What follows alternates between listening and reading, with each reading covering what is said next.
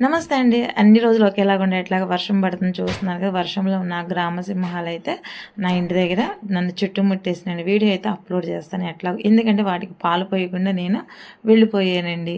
అయితే ఈరోజు ఈ ప్రోగ్రామ్‌కైతే నాకు స్పాన్సర్ చేసింది వైజాగ్‌లో ఉన్న తులసి గారండి. ఈరోజు తులసి గారు ఇవ్వడం వల్ల నేనైతే ఈ ఫుడ్ అయితే డిస్ట్రిబ్యూషన్ చేశాను. వెజ్ బిర్యానీ, కుర్మా, కర్డ్ అండి. ఇలాగ మొత్తం అయితే రెడీ చేశాను. అయితే తులసి గారికి నాకు ఒక 10 డేస్ నుంచి మాత్రం యూట్యూబ్లో చిట్ చాట్ జరుగుతుంది. నేను ఏదైనా వీడియో పెట్టగానే వెంటనే కామెంట్ పెట్టడం, నేనైతే రిప్లై ఇస్తున్నా. మేడం నేను పే చేయాలనుకుంటున్నాను, ఎట్లా కట్టాలి ఏంటి, మీ నెంబర్ పెట్టండి అని అడిగారండి. అయితే నేనైతే ఒక 1 వీక్ దాకా పెట్టలేదన్నమాట. అంటే అంత డేర్ చేయలేకపోయాను. కానీ నిన్నటి దినాన మాత్రం గట్టిగా పట్టుబట్టారు. అయితే అప్పుడు నేను నా వీడియో చివర స్కానర్ అయితే పెట్టానండి. మీరు దయతో ఎవరు అన్యదా భావించవద్దు. మీకు తోచిన సహాయం అండి. ఎందుకంటే ఇంకా ఇది ఎక్కడ బ్రేక్ రాకూడదు.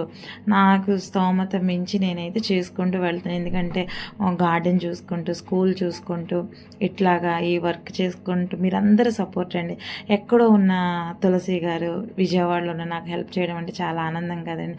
ఆమెగారు కూడా నాకు వైజాగ్లో చాలామంది ఉన్నా కానీ నువ్వు పెట్టే విధానం కానీ లేకపోతే ఆ ఫుడ్ డిస్ట్రిబ్యూషన్ కానీ ఆ వేడిగా అనేది మేము కూడా మా ఇంట్లో చేయలేకపోతున్నాం. అలాగా నిన్ను చూసి ఇంకా మేము ఇన్స్పిరేషన్ మా ఇంట్లో కూడా ఇలాగ చేసుకుంటాము. కానీ నీకు నేను మా బాబు పుట్టినరోజు తలుపున మీకైతే హెల్ప్ చేయాలా అని అయితే కోరారండి. నిజంగా నేనైతే తులసి గారికి రుణపడిపోయి ఉంటాను. ఎందుకని అంటారా, అసలు నేను ఇంకా ఎవరో తెలియదు.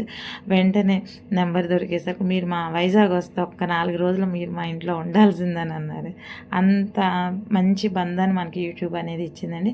ఒక్కసారి వాళ్ళ బాబుకి అయితే మనం అందరం మన యూట్యూబ్ ఫ్యామిలీ నుంచి అయితే విషెస్ చెబుదామండి. ఇంతకీ తులసి గారు ఏం చేశారు తెలుసా, వాళ్ళ బాబు పేరు అయితే చెప్పలేదండి. కానీ తను చదువుకుంటున్నా, జాబ్ చేసుకున్నా, తను రాకపోకలకు దేవుడు ఎప్పుడు దీవించారు.